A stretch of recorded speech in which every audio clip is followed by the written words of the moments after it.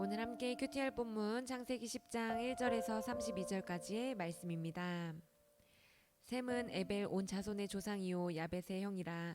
그에게도 자녀가 출생하였으니 셈의 아들은 엘람과 아수르와 아르박삭과 룻과 아람이요.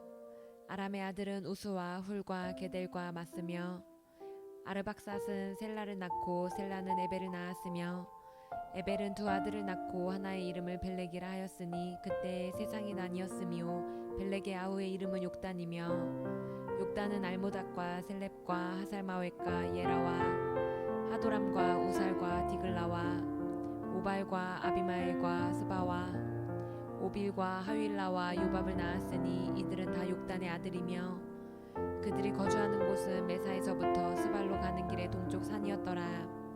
이들은 셈의 자손이니 그 족속과 언어와 지방과 나라대로였더라. 이들은 그 백성들의 족보에 따르면 노아 자손의 족속들이요 홍수 후에 이들에게서 그 땅의 백성들이 나뉘었더라. 아멘. 오늘 본문은 노아와 함께 방주에 탑승했던 그의 세 아들의 계보에 대해 다루고 있습니다. 이 계보에 기록된 사람의 수는 야벳의 계보에 14명, 함의 계보에 30명, 그리고 셈의 계보에 26명, 이렇게 총 70명입니다. 숫자 70은 완전수 7과 10이 결합한 수로서 전 세계의 국가를 상징하고 있습니다. 즉 창세기의 저자 모세는 노아의 세 아들들의 후손이 온 세상에 뻗어나가 온 민족과 백성을 이룬 것임을 나타내고 있는 것입니다. 쉽게 말하면 방주에서 구원받은 노아와 그 세 명의 아들은 지금 온 세상을 살아가고 있는 우리들의 근원이라고 말해주고 있는 것입니다. 그렇다면 우리 모두는 방주에서 구원받은 노아의 한 후손이요 한 가족인 것입니다. 32절은 이들과 이들의 자손들이 세계 열방으로 흩어져서 온 세상을 이루게 되었다고 선언해주고 있습니다. 32절 말씀입니다. 이들은 그 백성들의 족보에 따르면 노아 자손의 족속들이요 홍수 후에 이들에게서 그 땅의 백성들이 나뉘었더라.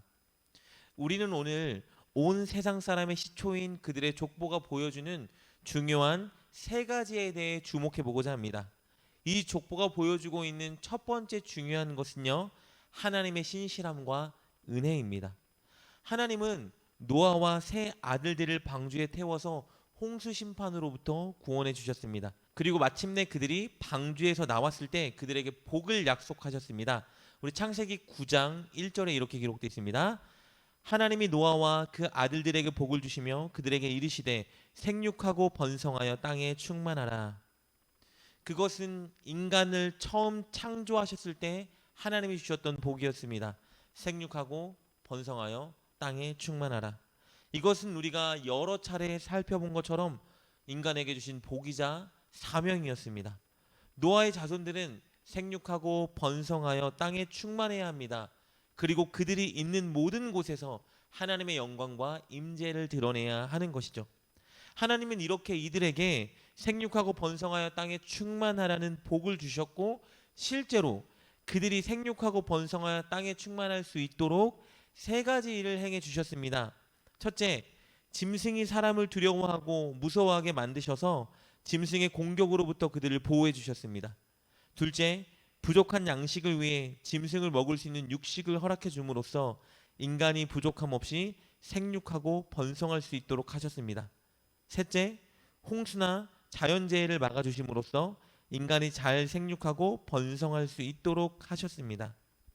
하나님께서 이렇게 그들을 지켜주시고 보호해주시고 그들의 필요를 채워주셨기 때문에 이렇게 온 세상을 덮는 인구가 노아로부터 그의 아들들로부터 탄생할 수 있었던 것입니다. 그러므로 우리는 이 족보를 통해서 한결같이 늘 신실하게 인간을 향한 약속을 지키고 인간에게 은혜를 베풀어 주시는 하나님의 큰 사랑을 볼 수 있는 것입니다. 그리고 이 족보가 보여주고 있는 두 번째 중요한 것은요, 인간은 악하다는 것, 즉 인간은 죄인이라는 사실입니다. 그것을 보여주는 한 인물에 대해 살펴보도록 하겠는데요, 바로 8절부터 등장하는 니므롯이라는 사람입니다. 우리 8절과 9절 말씀 보겠습니다. 구스가 또 니므롯을 낳았으니 그는 세상의 첫 용사라. 그가 여호와 앞에서 용감한 사냥꾼이 되었으므로 속담에 이르기를 아무는 여호와 앞에 니무롯과 같이 용감한 사냥꾼이로다 하더라. 그는 세상의 첫 용사라고 기록되어 있습니다. 여기서 이 용사라는 단어는요, 강력한 세력을 가진 자 혹은 폭군을 의미합니다. 니무롯은 당시 누구보다 강한 힘을 가지고 그 힘을 휘두르며 명성을 얻는 폭군이었습니다. 성경은 그를 여호와 앞에서 용감한 사냥꾼이라고 묘사해주고 있는데요. 여기서 여호와 앞에서라는 말은 원어로 보면요, 여호와께 대항하여, 여호와께 반역하여라는 의미를 갖고 있습니다.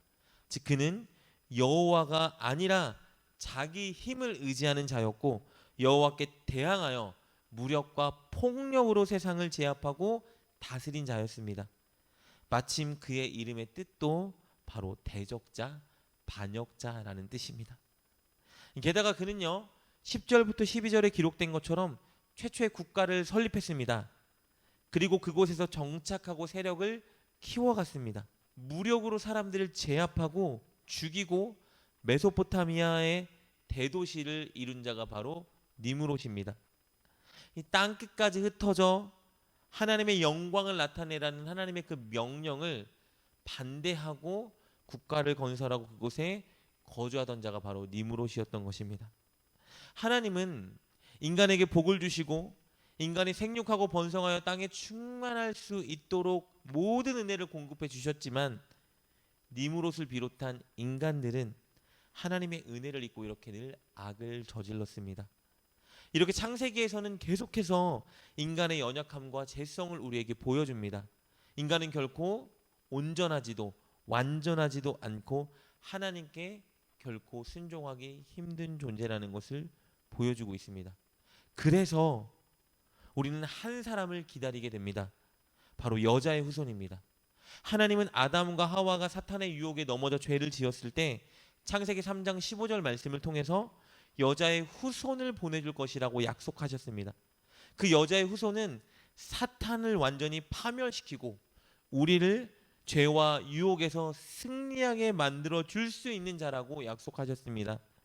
창세기는 우리가 살펴본 오늘 본문까지 계속해서 우리에게 그 여자의 후손에 대한 필요성, 소망을 갖게 만들어주고 있는 것입니다. 끝으로 우리가 오늘 살펴본 이 족보가 보여주는 세 번째 중요한 것은요, 약속된 여자의 후손은 반드시 올 것이라는 소망입니다. 오늘 본문에는요, 노아의 세 아들들의 계보가 기록되어 있는데 특이한 점이 있습니다. 노아의 세 명의 아들들 중에 셈이라는 사람이 첫째이기 때문에 원칙적으로 하면 이 족보에서 셈의 계보가 처음 등장해야 됩니다. 그런데 셈의 계보가 마지막에 기록되어 있습니다. 왜일까요? 셈의 계보가 가장 중요하기 때문입니다. 10장 24절부터 시작한 셈의 계보는 11장까지 계속 이어집니다. 셈의 계보에서 결국 하나님이 약속하신 여자의 후손 예수 그리스도가 오시기 때문입니다. 그렇다면 오늘 계보는 약속대로 인간이 번성하고 땅에 충만하게 만든 그 신실한 하나님께서 또 약속대로 셈의 계보를 통해서 메시아를 우리에게 보내준다는 소망을 갖게 만드는 것입니다. 사랑하는 여러분, 오늘 본문에서 살펴본 것처럼 우리 인간은 연약하고 죄악된 존재입니다. 그러나 하나님은 신실하신 분입니다. 늘 우리에게 약속하신 일을 이루시고 한량없는 은혜를 주십니다. 그러니 우리가 의지하고 따르고 순종해야 될 분은 오직 하나님이신 것입니다. 하나님은 오늘을 살아가는 우리에게 이미 그 여자의 후손을 보내주셨습니다. 이 말은 우리가 사탄의 유혹과 시험에서 이겨낼 힘을 우리에게 주셨다는 것을 의미합니다. 우리가 죄짓지 않고 하나님 말씀대로 온전히 살아갈 수 있는 모든 여건을 다 우리에게 마련해 주셨습니다. 그렇다면 이미 오셔서 우리가 승리하도록 만들어 주신 여자의 후손인 그 예수님을 의지하고 예수님께 간구하고 예수님을 바라본다면 우리는 반드시 승리할 수 있습니다. 사랑하는 여러분, 늘 변함없이 우리를 사랑하고 우리에게 은혜를 베풀어 주는 좋으신 하나님을 바라보고 하나님께 순종합시다. 그리고 이미 우리에게 승리의 길을 열어주신 예수님을 의지하며 죄에 지지 말고 또 죄를 짓지 말고 꼭 승리하는 저와 여러분 됩시다. 기억하십시오. 우리는 승리할 수 있습니다. 기도하겠습니다. 하나님, 늘 한결같이 우리를 사랑해 주시고 우리에게 은혜를 베풀어 주셔서 감사합니다. 우리에게 이미 보내주신 여자의 후손인 예수님을 바라보고 예수님만 의지하며 예수님께 간구하여 승리하는 우리가 되게 하여 주옵소서. 예수님을 통해 우리에게 승리를 보장하셨으니 우리가 꼭 승리하게 하여 주시옵소서. 예수님의 이름으로 기도드립니다. 아멘. 오늘 말씀을 통해 깨닫고 결단한 것은 무엇입니까? 그것을 붙들고 하나님께 기도합시다. 그리고 그렇게 실천하며 하루를 살아가는 여러분 되시길 주님의 이름으로 축복합니다.